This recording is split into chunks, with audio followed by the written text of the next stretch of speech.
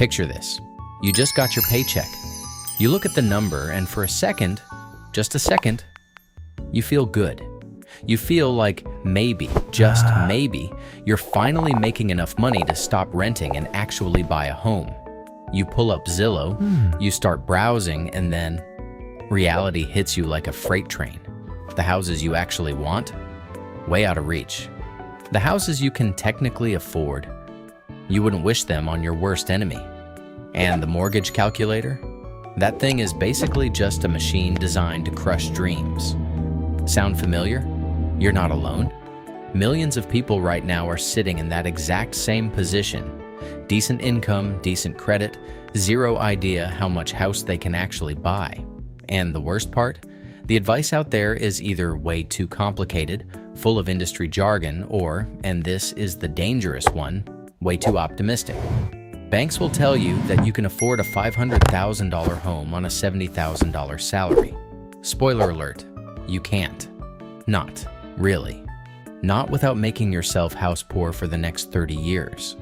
So today, we're going to fix that. We're going to break down exactly how much house your salary actually buys you, introduce you to a rule that Max has been using and teaching for years, the 10% rule.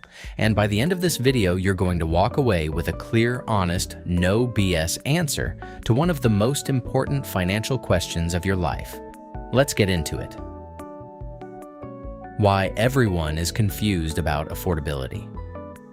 Here's the problem nobody talks about. When you go to a bank and ask, how much can I borrow? They don't give you a number based on what's smart. They give you a number based on what's legal. There's a massive difference between those two things. Banks are in the business of lending money. The more they lend, the more they make. So of course, they're going to approve you for the maximum amount they possibly can.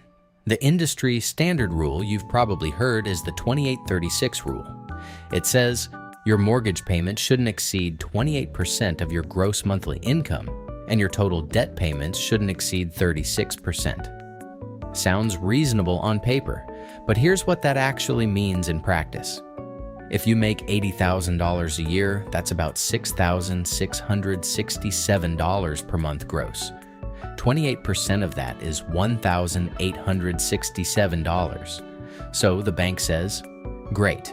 Here's a $350,000 mortgage, you're good to go. But wait, that $6,667 is before taxes, before health insurance, before your 401k contribution, before literally every other expense in your life. By the time the government takes its cut and you pay for everything else, you might be taking home $4,500 a month. And now that $1,867 mortgage payment isn't 28% of your income anymore. It's 41%. Suddenly, that affordable house is eating almost half of everything you bring home. And we haven't even talked about property taxes, or homeowner's insurance, or HOA fees, or maintenance, or the water heater that's going to break 6 months after you move in, or the roof, or the AC unit. Nobody puts those numbers in the mortgage calculator, and that is exactly how people end up house poor. Meet the 10% rule. So, what's the alternative? What's the rule that actually keeps you financially safe while still letting you build wealth through real estate? It's the 10% rule. And it's beautifully simple. The 10% rule says this: your total monthly housing costs should never exceed 10% of your gross monthly income. Not 28%, not 20%, 10%. Now before you click off and say, Max, that's insane, nobody can do that. Hear me out. Because this rule isn't just a number Max pulled out of thin air. It's based on the mathematical reality of what it takes to build actual sustainable wealth. Not just own a house, but thrive financially while owning a house. Let's break it down with real numbers. Say you make $100,000 a year. That's $8,333 per month gross. 10% of that is $833 per month. That's your total housing budget. Mortgage principal, interest, taxes, insurance, everything. At today's rates, with a 20% down payment, $833 a month gets you a mortgage of roughly $130,000 to $150,000. Add your down payment, and you're looking at a home purchase price of around $175,000 to $190,000. Does that feel low? Good. That's the point. Because what this rule is doing is protecting your financial future. When your housing costs are only 10% of your income, you have 90% left to live your life, invest, build savings, handle emergencies, and actually enjoy being a homeowner instead of being terrified of it. The math behind the madness. Let's get a little deeper into why 10% is the magic number, because this isn't arbitrary. This is backed by math. The average American household that becomes house poor, meaning they're stretched so thin by their housing costs that they can't save or invest properly, spends between 35% and 45% of their take-home pay on housing. And here's what that does to their future. If you spend 40% of take-home on housing, you probably have about 5% to 10% left over to invest after food, transportation, utilities, and all your other expenses.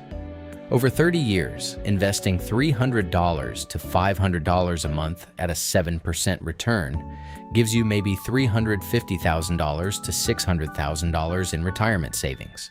Now let's run the same life, but with the 10% rule.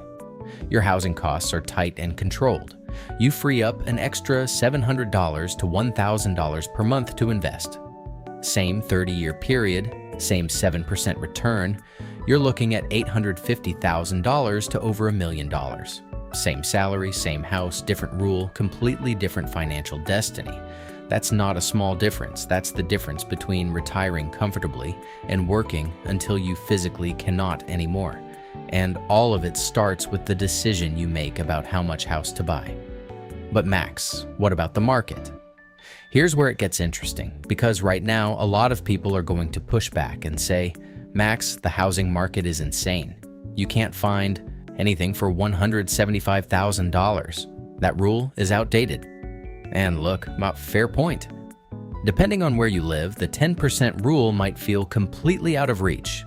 If you're in San Francisco, New York, Miami, or any major coastal city, $175,000 won't even buy you a parking spot. And Max gets that. But here's the thing. The 10% rule doesn't tell you to buy wherever you want at whatever price. It tells you something much more important. It tells you whether you can afford to buy at all right now in the market you're looking at. And sometimes, hear this clearly, the answer is no. Not yet.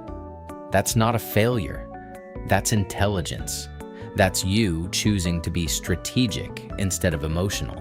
Because the number one financial mistake Max sees people make over and over again is buying a house because they feel like they're supposed to, not because the math actually works. Society tells you that renting is throwing money away. Your parents tell you to buy as soon as you can. Your coworker just bought a place and suddenly you feel behind. But renting is not throwing money away. Buying a house you can't actually afford? That's throwing money away. That's throwing your financial future away. The 10% rule is the compass that cuts through all the noise and gives you a clean, honest answer. How to apply the 10% rule to your situation. Let's make this practical. Here's exactly how to use the 10% rule to figure out what you can actually afford. Step 1. Calculate your gross monthly income. Not your take-home pay, your gross, before taxes, before deductions. If you make $60,000 a year, that's $5,000 a month gross. If you make $120,000 a year, that's $10,000 a month gross. Step 2, multiply that number by 10%. That's your total monthly housing budget. $5,000 becomes $500. $10,000 becomes $1,000. Simple. Step 3, subtract your estimated property taxes, homeowner's insurance, and if applicable, HOA fees. Property taxes vary wildly by location. In Texas, they can be 2.5% of the home's value annually. In some other states, they're under 1%. Homeowner's insurance is typically 0.5% to 1% of the home's value per year. Let's say on a $200,000 home, you're paying $400 a month in taxes and $100 in insurance. That's $500 gone right there. Step 4. Whatever's left after those deductions is your actual mortgage budget, the principal and interest payment you can sustainably afford. Use that number in a mortgage calculator with current interest rates and your expected down payment, and that gives you your real purchase price ceiling. Step 5, and this is the step most people skip, add a 1% annual maintenance reserve. Every year, plan to spend about 1% of your home's value on maintenance and repairs. On a $200,000 home, that's $2,000 a year, or about $167 per month. Make sure your budget can absorb that before you buy. If the math works, you're ready. If it doesn't, you know exactly what needs to change.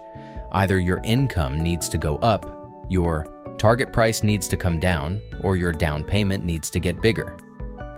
The down payment dilemma. Speaking of down payments, let's talk about one of the most misunderstood parts of home buying. How much should you actually put down?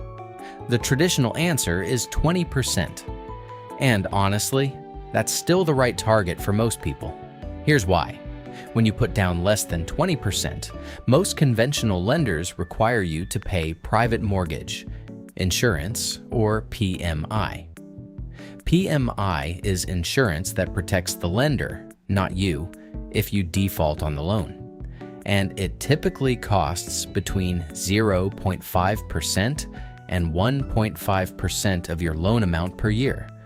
On a $300,000 loan, that's $1,500 to $4,500 per year, or $125 to $375 per month, just gone. It adds nothing to your equity. It builds no wealth. It's just extra money you're paying because you didn't have enough down. Now, there are loan programs that allow you to put down 3%, 5%, even 0% in some cases. And yes, sometimes these make strategic sense, particularly if you're in a rapidly appreciating market and waiting to save 20% means missing a big window. But for the average buyer, the 20% down target exists for a reason. It eliminates PMI, it lowers your monthly payment, it gives you immediate equity buffer, and it proves to yourself that you have the financial discipline to own a home responsibly. Max's take? Don't let the perfect be the enemy of the good. If you can get to 15% down and you're buying well within the 10% rule, that can work. But never go below 10% down unless you have a very specific, very calculated reason. And never ever stretch to buy a more expensive home just because a low down payment program makes it technically possible. Real examples, real numbers. Let's run through some real-world scenarios so you can see exactly how this plays out across different income levels. Scenario 1. You make $50,000 a year. Gross monthly income is $4,167. Your 10% housing budget is $417 per month. After taxes and insurance on A to B, modest property, you might have $250 to $300 left for principal and interest. At a 7% interest rate with 20% down, that supports a purchase price of roughly $100,000 to $120,000. In many markets, that's very difficult.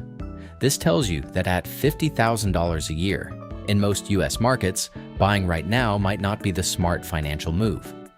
The better play might be to aggressively grow your income, move to a lower cost of living area, or continue renting while building your down payment and financial position. Scenario 2.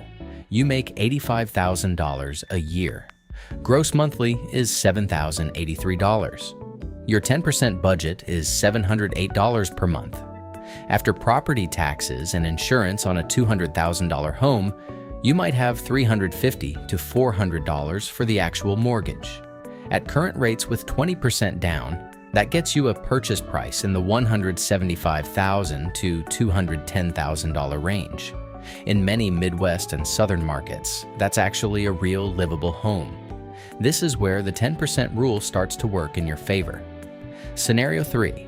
You make $150,000 a year. Gross monthly is $12,500. 10% is $1,250. After taxes and insurance on a $350,000 home, you've got $700 to $800 left for the mortgage payment. At 20% down and a 7% rate, that comfortably supports a $350,000 to $380,000 purchase price. At $150,000 income, you have real options in most markets, and the 10% rule still protects you from overextending. See the pattern? The rule scales with your income. It's not about telling you what you can't have. It's about being honest with you about what you can sustainably, comfortably, safely have right now with the income you currently earn. The psychological trap you must avoid. Here's something Max needs you to really sit with, because this is where most people go wrong, and it has nothing to do with math. Buying a house is emotional. It's one of the most emotional financial decisions a human being can make. You walk into a house that smells like fresh paint, the kitchen is gorgeous, the backyard is perfect, and suddenly your brain stops working. All the numbers you carefully calculated go out the window. You're already mentally decorating the living room. You're already thinking about having people over for dinner. The emotion has taken over and the math is no longer in charge. This is exactly when you need the 10% rule the most, because the rule is a pre-commitment. It's a line you draw before you're emotionally compromised, before you fall in love with a house, before a realtor tells you you could always refinance later or the market's only going to go up. You decide what your number is before any of that happens, and then you don't cross it, no matter what. The houses that are just slightly above your budget are the most dangerous, not the ones that are wildly unaffordable. You won't even look at those. It's the one that's $30,000 over your max. It's just a little over, we'll cut back on vacations, we'll figure it out. That's the house that bankrupts people. That's the house that ends marriages. That's the house that forces people back into the labor market at 68 years old because they never had the money to actually invest. Don't be that person. Draw your line, hold it. How to accelerate your timeline. Now, if you ran the numbers and the 10% rule is telling you not yet, don't be discouraged. Be strategic. Here's how to close the gap faster than you think. The most powerful lever you have is income growth. Not budgeting, not cutting lattes. Income. A $20,000 raise changes your 10% number by $167 per month, which can translate to $25,000 to $35,000 more in purchasing power. Invest in skills, certifications, side income, anything that legitimately and sustainably grows what you earn. Second lever, geographic arbitrage. If you're in a high cost of living market and you have remote work flexibility, seriously consider what it would mean to move somewhere with a lower price to income ratio. The same $85,000 salary that barely gets you a condo in a major metro might buy you a genuinely nice home in a mid-sized city with great quality of life. This is one of the most underrated wealth-building moves available to young professionals right now. Third lever, down payment acceleration. Every dollar you add to your down payment reduces your monthly mortgage obligation and gets you closer to the 10% rule threshold. If you can automate $1,000 a month into a high-yield savings account earmarked for your down payment in 2 years, that's $24,000 plus interest, which can meaningfully change what you can afford and still stay within the rule. Fourth lever, patience combined with financial discipline. The people who follow the 10% rule and wait until the math truly works don't just end up in a financially safer position. They often end up buying better homes in better markets with better rates because they spent the waiting period building their financial profile instead of just anxiously watching Zillow every day. The bigger picture. Here's the final thing Max wants you to understand. This isn't just about a house. It's about what the house represents in your overall financial life. A home should be a place of stability and security. It should be an asset that builds equity over time and contributes to your net worth. But if you buy too much house, it stops being an asset and starts being a liability disguised as an asset. It consumes your cash flow, prevents you from investing, creates stress, and limits your options for decades. The 10% rule is the insurance policy against that outcome.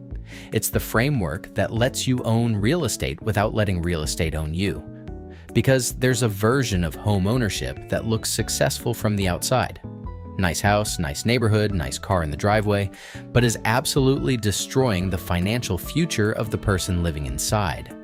And there's another version that looks modest, maybe even boring, but is quietly building generational wealth, one disciplined decision at a time. Max has seen both, and the second one wins. Every single time. So let's bring it home.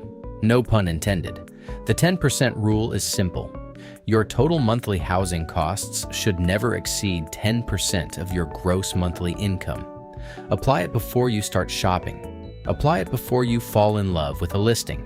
Apply it before a bank tells you what you're approved for. Because what a bank approves and what's actually smart for your life are two completely different things. Run your numbers. Be honest with yourself. And if the math says not yet, then not yet is your answer. Use that time to build, to grow, to prepare. Because the goal isn't just to own a house, the goal is to own a house and still have a life. Still have savings, still have freedom, still have options. That's what the 10% rule protects. That's what Max wants for you. And now you have the tool to make it happen. Tell me in the comments what video you want me to make. Next, until then, see you.